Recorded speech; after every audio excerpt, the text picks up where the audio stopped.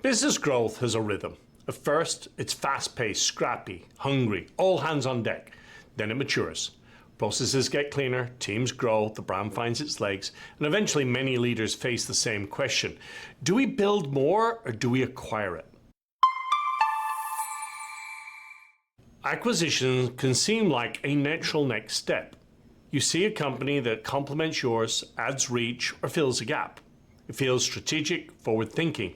But the real test doesn't come with a signature. It starts with the moment when the two companies become one.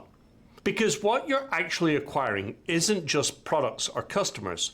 You're bringing in people, culture, history, hidden tension, and none of that shows up in the spreadsheet.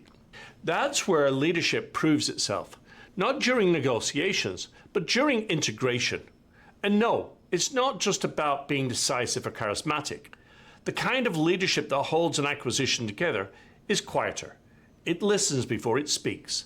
It pays attention to what's being said. It understands that trust doesn't transfer. It's rebuilt intentionally. Smart leadership in M&A doesn't assume alignment. It works for it.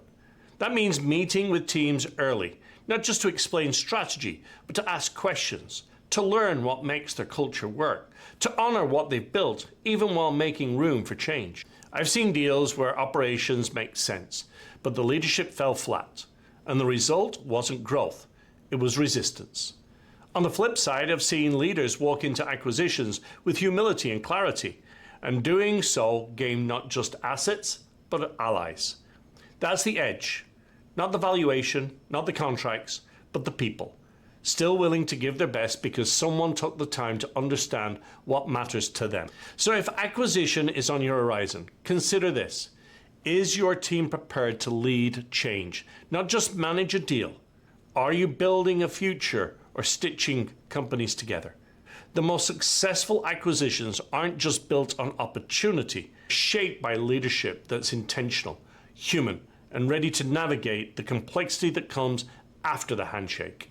Because growth through acquisition is never just about size. It's about what you're capable of bringing together and keeping whole.